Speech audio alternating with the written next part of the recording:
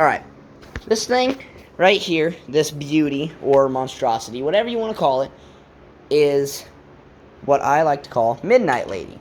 This thing is a Honda TRX200SX motor put in a Craftsman LT2000 frame.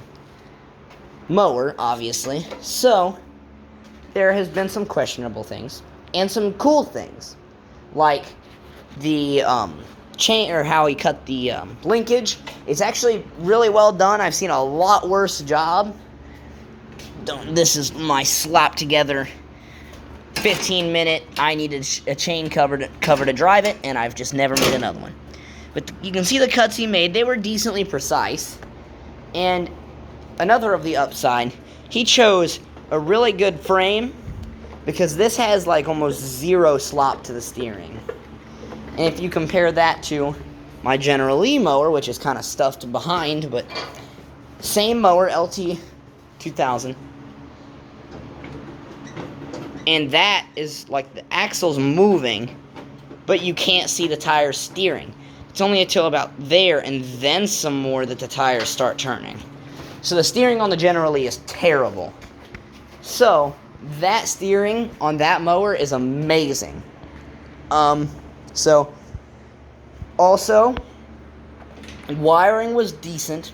It ran, but he didn't really like do anything with it. It's just kind of like chilling down here, and I don't like that. So eventually I'll have to tuck the wires. Another thing that I don't like, and which I have mostly fixed, is there's the hood right there, but he had the gas tank mounted to the hood, so you couldn't flip the hood up without taking the gas tank off to see the motor. And the motor's the main show of this whole thing. It's what you want people to see. So I took it off, and I had plans on putting it back here, because if I move this stuff out of the way, we have a lot of room back here, and it's just like floating around. So I wanted pretty badly to put a actual thing back there, or a gas tank back there, and just run a fuel line.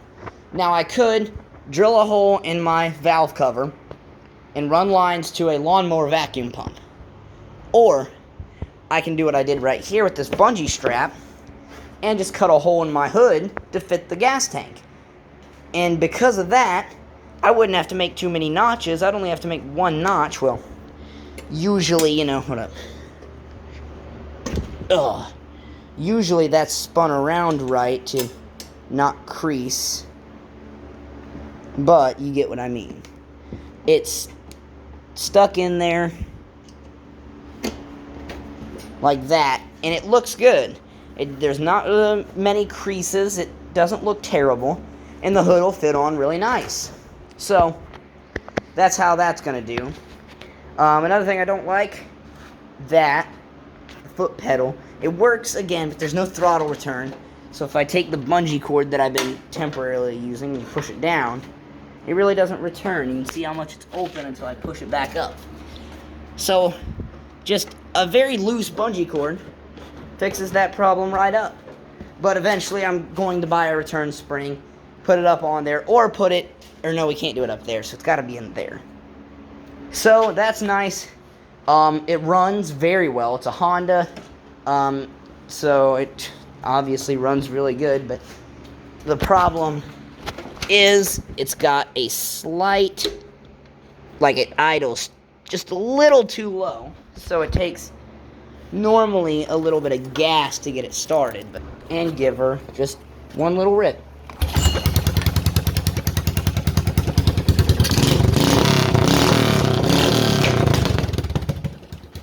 She absolutely fires right up.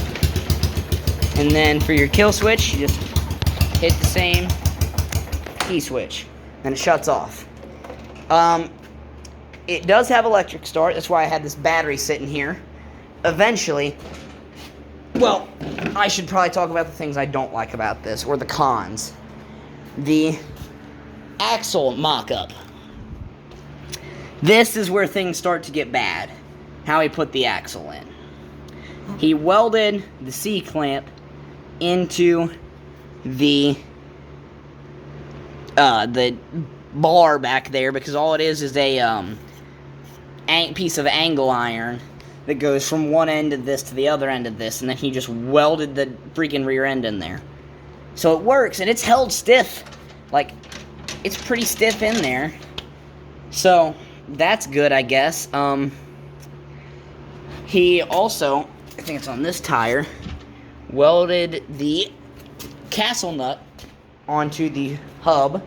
So you can take the tires off, but you can't take the hub off. So, that's fun.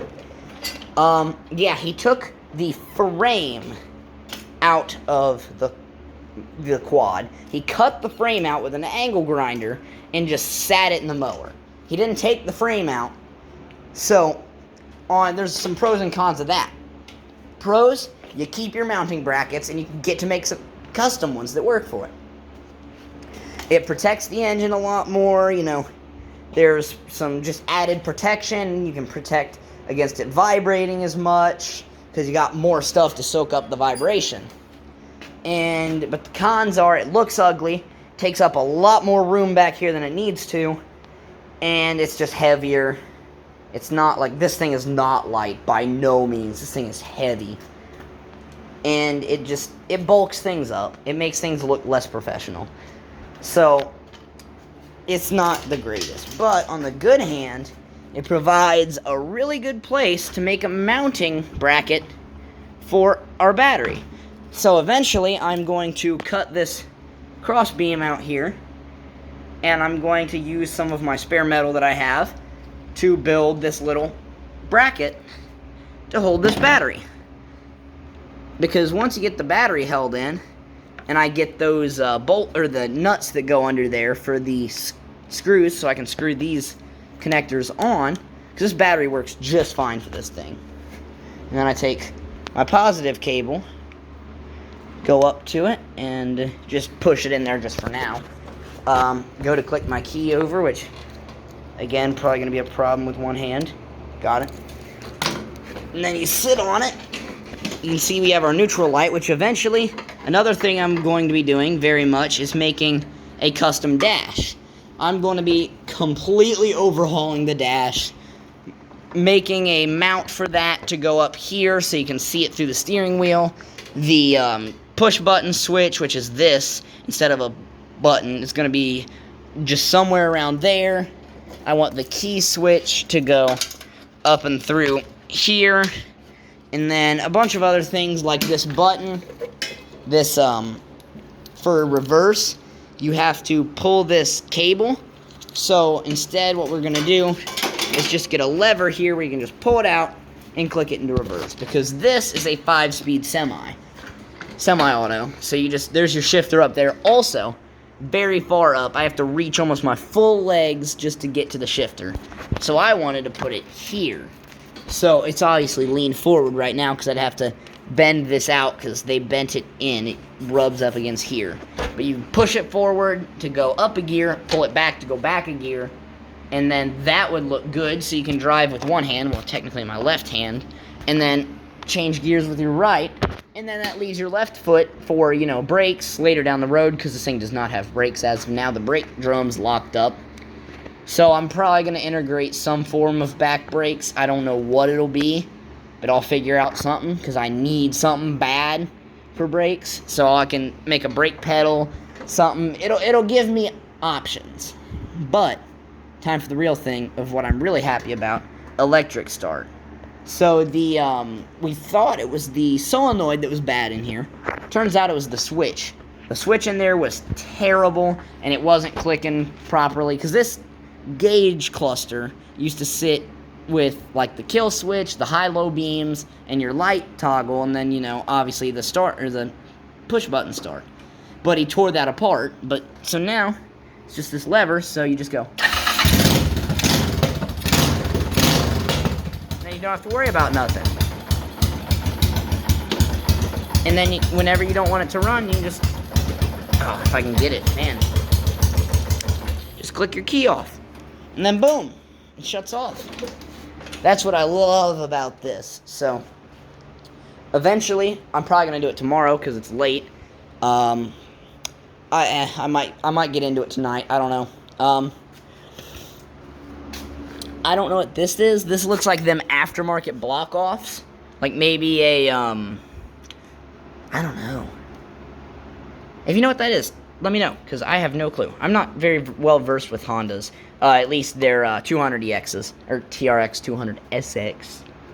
But yeah, it's an 86 model. It's, man, it is by no means something that I hate. I love this thing. This thing on TikTok, which you should check out, by the way. It's that one DR dude, but this thing has gotten me the most views on TikTok I have ever seen, and it was like 90,000 views or something.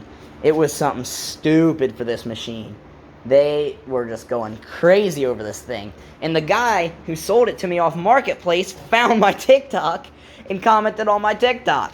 So he's now a good follower of mine after I bought this off of him for, well, he was originally listing it for $600, which I would have flat out bought anyway.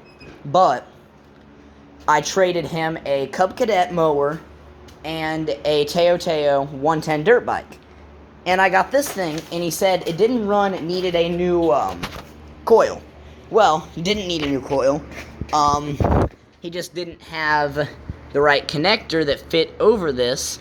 So when we hooked it up and we got the right connector and wired it all in, it fired right up. It was the day I got it. So I think what I'm going to do, pull this thing out to the center of the garage after I get that mess cleaned up and work on that wiring, because that wiring is bad. So I will see you when I get to doing that. Alright, so you might be asking, is this a bird's nest? Absolutely. It very so much is. So, to solve that, alright, let you drip over there. Alright, let that sit. That's going to probably drip like 2 things of fuel and be done. Alright, now with the gas tank out of the way, we can really get down to whatever we are doing. So this right here is our brake thing, or our parking brake reverse switch, as we're going to call it. I need to find a screwdriver. Again, I need to focus on wiring, getting all of this stuff sorted first. Alright, so this right here is our neutral, light, and switch. And yeah, I could make up my own neutral light if I wanted to, just by, you know, pulling the bulbs out of these. Which I do, in fact, need to replace a bulb, because the bulb in the reverse light's bad. So, for now, I'm going to set that one up there. And this is your key switch, so I'm also going to set that one up there. But for this, I do not know what this is to. Okay, this is to that kill switch that I was talking about. So I'm going to throw all of these over here. So these 3 wires, we're pretty sure these are the headlights. I don't know if you can see it. Yeah, you can. So these go to your headlights. Do I know how to wire them back up? Nope, because they were not taken apart when I got them. So those we know can go over there. Now time for the even bigger rat's nest. I do know that is for the front headlights. These are your rear headlights. Or tail lights, technically. So, these, technically, if I wanted to, I could snip them. Because I don't think this thing is ever going to have rear tail lights. But, I'm not going to be that type of person. So, from there, I'm going to take it. And I'm going to hide it back there. Because, you know, it just needs to stay out of the way of the chain, to the point where I don't have to worry about that. I know what this is. This has a reason to be here. Well, not anymore, but it had a reason to be there when it did. That is to the fuel pump when I had it hooked up, but I do not anymore. So, holy crap. This next jumbo mumbo of wires is the main suppliant. I have to take that off to get that out of my way. That's all that had to do. One screw takes the clamp out from the ground, That's all I really needed, is just to get the ground out of the way. Need to get just that out of the way in general, because that literally has no other place to be other than it goes literally straight to this right there. So that can just hang out on the side. I don't really have a need for that for now until I hook it back up, and I can just thread this bolt back in. Just to, again, get it out of the way. Just make sure I don't lose things. But now I can get this thing out of the way and route this whole dilemma through here, and again, get it out of the way so I don't have to worry about it until I really need to. Alright, so now we're down to this big hunk of wire in which most of the clutter revolves around this. So this goes to here. Yeah, I'm gonna take that off because that's, truthfully, that's way too big, Jesus. Let's try, this is an 11. Do I have hopes that it will be an 11? A little bit. Haha. See, it only has taken me however many years I've been doing this stuff to start to get better at learning this stuff. Oh, Jesus.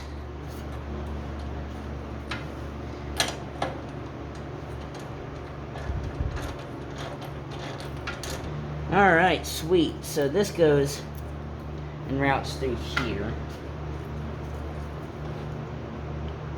So this also needs to go underneath here to make a smoother sailing connection. And this can loop through here, so we don't have to worry about a loop no more. And everything's off doing its own little thing. See, look at that. Look at how much more room I just created out of that. So what I'm gonna do, bundle it up, throw it inside of here, hook it literally dead back up where it was. And this, I'm pretty sure I can find a bolt and just ground it out here, because I don't think it needs to be grounded out to that. I think it can be grounded out to here. Then I can take my CDI box, run it underneath all these wires, maybe have to run it back. I don't know, where does this go to? Because, yeah, I'm going to run this back underneath this and undo what I just did, because I think, because there, right here's your CDI box holder. You wiggle this down to the bottom and then hold it there, and when you slide it over the holder for the CDI box, and then it'll hold your CDI box really well.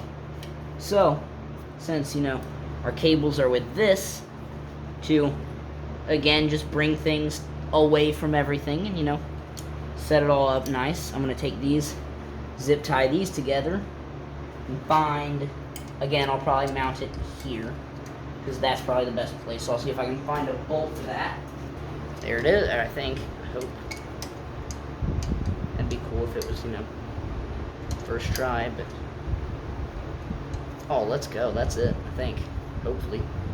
Seems like it's threading in a little stiff, but it's threading in. See what else we need to do to get it to work. So that's tightened down now. It's all good. That should not need anything else. Our CDI box is mounted, in which I will zip tie. Actually, can I take this and flip this around? There we go. So now all the wires are up here. We can zip tie them back, and we won't have to worry about them that much. It's already looking a lot better than it did when we first started. So, need to get this mess sorted next. So now you might even say it looks worse because, it's all pulled to the top. It's all very, very exposed and it looks bad.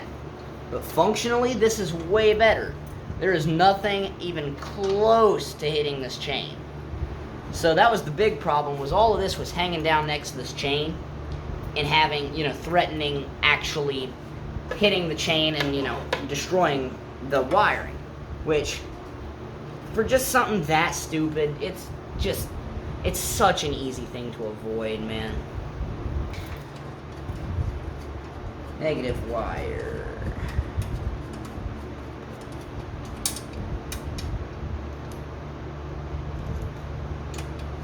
Or ground. Here it is. I knew I had it somewhere around here. Like I said, I'm very good at losing things. And I always tell people, 90% of what I do in this garage is looking for the tools to do the job. The only 10% of me is doing the job. Other than that, all it is, looking for tools. Looking for tools and waiting for parts. So, just to maintain a good look, I take some zip ties and I zip tie my bundle of wires, which are a jumble of different things between my dash controls, my key switch. It just looks better when you zip tie it all together. I think I'm gonna have to deal with it for now, but like I said, all of this can run up to here, which I think that's what I'm gonna do, is I'm gonna flip my battery around up here, which you can't see, or I don't think you can see. I think it's too far out of your vision to see the battery tray, but just for now, it's good. Because like I said, I gotta get those terminals to mount the battery cables, or the cable. Great, came off. Doesn't surprise me, because like I said, until I get those nuts that go underneath the battery cables to keep it from, coming loose on me, this is all that I've got to hold the battery together, or to hold the connectors on. So that's good, that's stable, sitting on there nice. The mess up here has gotten way more secluded, which I'm very happy about. Oh, my chair spun around on me. Looks a lot better from the overhead. So I'm going to just get some zip ties, pull all this wiring to the side. That'll open things up in there a lot more, make you able to see things. Here's the real question. After all that I did, does it still run?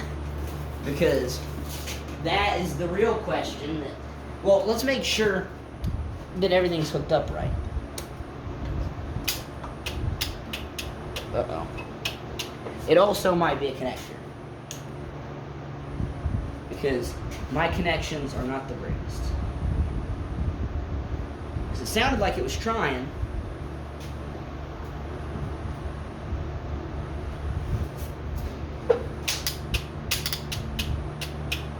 Uh-oh.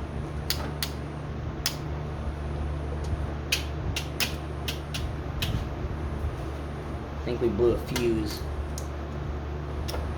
Yep. That looks like a fuse, which means something's not wired up right. What a shocker, I know. Let's check if the fuse is actually blown. Nope, fuse is still intact. So it is, in fact, a connection problem. That has got to be the weirdest thing I've ever seen. So I'm going to see if I can't find something that will screw into this battery. But if I click the key over to on, forgot the switch was off.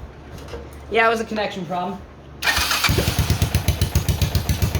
Yep, and you might be asking, how's it running without the gas tank?